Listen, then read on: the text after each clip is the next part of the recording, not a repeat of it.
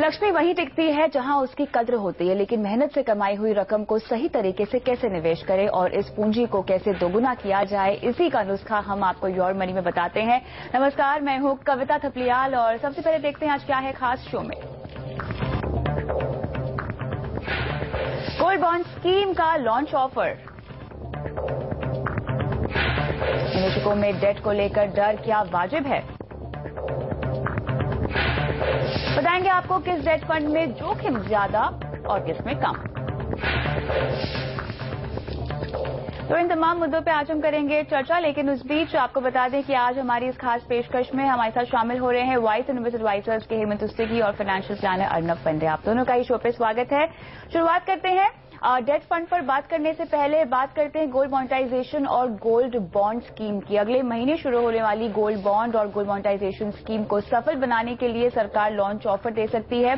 CNBC आवाज को मिली exclusive जानकारी के मुताबिक इस लॉन्च ऑफर के तहत 0.5% ज्यादा ब्याज मिल सकता है और भी कई तरह के फीचर्स यहां पर दिए जा सकते हैं, जिसकी वजह से इस स्कीम को अट्रैक्टिव बनाने की कोशिश की जा रही है, जिसमें सिर्फ वित्त वर्ष 2015-16 के लिए ही ये लॉन्चिंग ऑफर हो सकता है। साथ ही यहां पर गोल्ड बॉन्ड स्कीम में 100 रुपए प्रति ग्राम का डिस्काउंट भी दिया जा सकता है और 5 से 7 साल की मैच्योरिटी वाले गोल्ड बॉन्ड को यहां पर आपको बता दें मंजूरी दे दी गई थी, लेकिन 5, 6 और 7 साल की स्कीम से बाहर निकलने की छूट इसमें दी जा सकती है।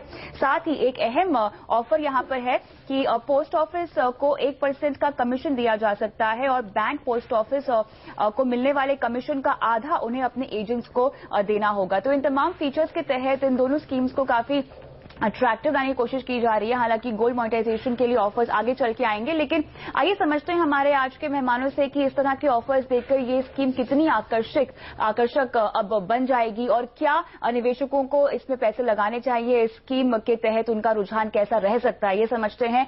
हेमंत, जो लॉन्च ऑफर्स यहाँ पर सरकार देने का मन बना रही है, अगले महीने ये स्कीम लॉन्च हो जाएगी, आपको लगता है कि अब ये काफी अट्रैक्टिव बन गई है निवेशकों के लिए? देखिए, मैं ये तो नहीं कहूंगा कि बहुत अट्रैक्टिव हो गई है, लेकिन क्योंकि जो सरकार की इच्छा थी जो गोल्ड बॉन्ड फंड जो गोल्ड बॉन्ड लॉन्च करने के लिए, वो ये था कि जो फिजिकल गोल्ड जो लोग खरीदते हैं, जो गोल्ड के लिए जो हिंदुस्तानियों का जो प्रेम है वो कहीं ना कहीं कम होके वो उसको ऐसे इंस्ट्रूमेंट में डाला जाए।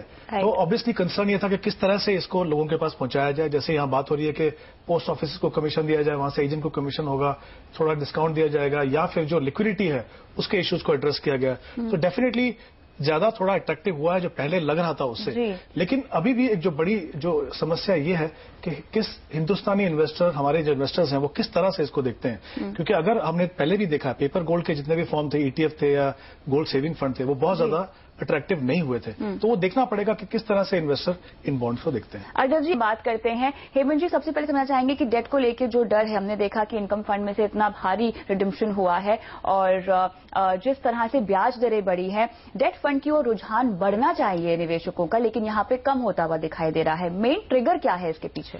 देखिए कविता, एक्चुअली हुआ क्या, अगर हम थोड़ा पीछे जाएं, देखें कि जब बात ये हो रही थी कि आगे जाके इंटरेस्ट रेट कम होने वाले हैं और लग रहा था कि एक अच्छा अपॉर्चुनिटी है इन्वेस्टर्स के लिए डेट फंड में डालने के लिए, तो हमने देखा कि इन्वेस्टर्स ने डेट फंड में काफी पैसा इन्वेस्ट किया, अच्छे रिटर्न भी मिल रहे थे। प्रॉब्लम शुरू हुई जब आरबीआई ने 2 क्रेडिट पॉलिसीज में रेट को जब नहीं काटा और उन्होंने कहा कि हमारा पूरा फोकस जो है वो इन्फ्लेशन के ऊपर है, उसके बाद ही हम कुछ करेंगे। बीच में क्या हुआ, क्योंकि जब ऐसा समय आता है तो कहीं ना कहीं वॉलेटिलिटी होती है, स्पेशली जो इन्वेस्टर जिन्होंने ड्यूरेशन फंड में डाला है या क्रेडिट अपॉर्चुनिटी फंड में डाला है या इनकम अपॉर्चुनिटी फंड में डाला है, उनको थोड़ी सी बेचैनी होती है। और अनफॉर्चुनेटली ऐसे में ही एक म्यूचुअल फंड की जो 2 स्कीम्स थी, वहां पे उनको क्योंकि एक पर्टिकुलर उन्होंने जैसे एमटेक ऑटो, जेपी मॉर्गन की अगर बात करें तो उनके जो ट्रेजरी फंड थे या शॉर्ट टर्म फंड थे, वहां पे उन्होंने जो एमटेक ऑटो के जो मनी मार्केट बॉन्ड्स में पैसा डाला था, वहां पे जब डाउनग्रेड हुआ तो उससे जो है, और उन्होंने उसके बाद जो रिडम्पशन है उसको रिस्ट्रिक्ट कर दिया 1% ऑफ यूनिट्स डेली बेसिस पे। उसके बाद जो ट्रिगर जो प्रॉब्लम हुआ, लोगों को लगा कि शायद ये पैसा हमारा सेफ नहीं है और उसका फर्क शायद उसी फंड पे नहीं पड़ा, बाकी फंड्स पे भी पड़ा, क्योंकि लोगों को लगा कि यहां से पैसा निकालना चाहिए हमें। लेकिन आई थिंक एक इंपॉर्टेंट चीज यहां पे ये भी, आपने सितंबर नंबर्स की बात की, जब सितंबर नंबर्स की बात करते हैं तो जनरली सितंबर मंथ में जो इंस्टीट्यूशनल इन्वेस्टर होते हैं वो रिडीम करते हैं पैसा एडवांस टैक्स पेमेंट करने के लिए। अनफॉर्चुनेटली जब वो फिगर्स एक साथ आती हैं तो थोड़ी पैनिक ज्यादा होती है। ये बात सही है कि जब जिस सिचुएशन में हम हैं वो डेफिनेटली थोड़ा सा रिस्क जरूर है वहां पे, लेकिन ये कहना कि डेट फंड में बहुत ज्यादा रिस्की हो गए या अनसेफ हो गए, मुझे नहीं लगता ठीक है। डिपेंड करता है आप किस तरह के फंड पे इन्वेस्ट किए और क्या कारण है आपने इन्वेस्ट करने का। अगर हम दोनों को देखें तो मुझे नहीं लगता अभी भी ऐसी सिचुएशन है कि हमें डेट फंड से भागना चाहिए। बिल्कुल अर्नब जी, बिल्कुल। तो यानी अपनी जोखिम लेने की क्षमता के अनुसार ही आपको फंड डिसाइड करना चाहिए। लेकिन जैसे कि डाउनग्रेडिंग का मुद्दा भी हम बात कर ही रहे हैं, निवेशक के तौर पे मुझे समझ में कैसे आएगा कि यहाँ पर डाउनग्रेडिंग होगी या नहीं होगी? मैंने तो निवेश कर दिया है, तो उसके बाद एहतियात के तौर पे मैं किस चीज का ट्रैक रखूं? देखिए कविता, दो इंपॉर्टेंट चीज हैं।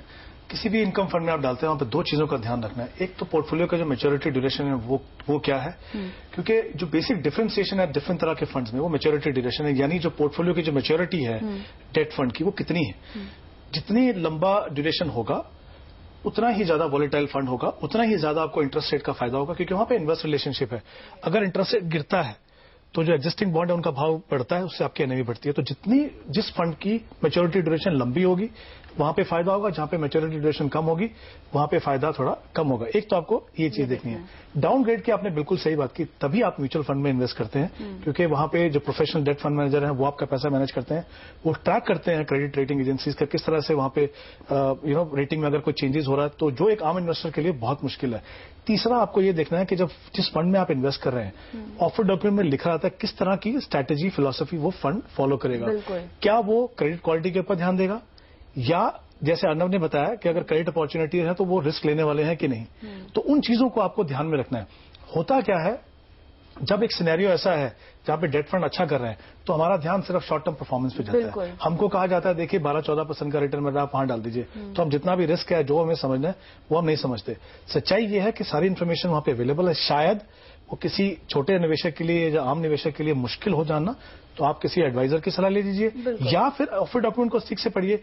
वहां पे लिखा रहेगा कि किस तरह की रेटिंग के पेपर में उनको पैसा वो इन्वेस्ट करने वाले हैं, तो वहां से आपको पता चलेगा कि किस तरह का रिस्क आपका फंड लेने वाला है और किस तरह के रिटर्न आप एक्सपेक्ट कर सकते हैं। योर मनी की खास पेशकश में आपका फिर से स्वागत है। और अब हम बात करेंगे डायनेमिक बॉन्ड फंड की। क्या इस पूरे सिनारियो को देखते हुए, हेमंत जी, डेट फंड के सिनारियो को देखते हुए, क्या डेट बॉन्ड फंड्स की कैटेगरी सबसे सेफ है अगर हम इस पूरे पोर्टफोलियो की बात करें? जी, अगर आपको ऐसे फंड में इन्वेस्ट करना है जो इंटरेस्ट रेट के जो चेंजेस होने वाले उससे आपको फायदा मिले, जैसे हमने ड्यूरेशन फंड की बात की, वहां पे लॉन्ग ड्यूरेशन रहता है, उसमें फ्लेक्सिबिलिटी कम होती है। डायनामिक बॉन्ड में फ्लेक्सिबिलिटी रहती है फंड मैनेजर के पास।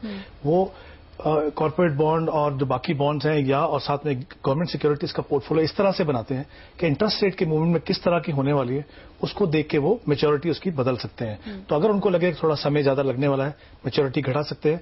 अगर उनको लगे कि राउंड द कॉर्नर है होने वाला है, तो मैच्योरिटी बढ़ा सकते हैं। तो अगर आप चाहते हैं कि इंटरेस्ट रेट घटने से आपको फायदा हो, साथ ही ये फ्लेक्सिबिलिटी हो पोर्टफोलियो में कि आप बहुत ज्यादा रिस्क में एक्सपोज ना हो, तो मुझे लगता है उसमें डेफिनेटली डायनामिक बॉन्ड फंड एक अच्छी कैटेगरी है। लेकिन फिर से मैं कहूंगा, देख लीजिए किस तरह के पेपर में वो फंड इन्वेस्ट करने वाला है। सिर्फ ये देख के डायनामिक बॉन्ड फंड में इन्वेस्ट मत कीजिए। बिल्कुल नहीं।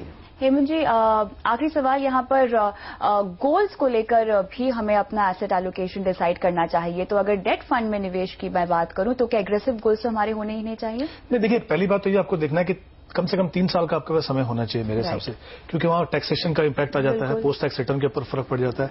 जब 3 साल का समय देंगे तो इंटरेस्ट रेट साइकिल अगर आप देख रहे हैं एक बार बदल भी जाए तो वो रिस्क आपको ध्यान में रखना है कि हो सकता है अगले 2 साल इंटरेस्ट रेट नीचे हो, बाद में आखिर में 1 साल इंटरेस्ट रेट बढ़ जाए तो आपका रिटर्न में फर्क पड़ सकता है।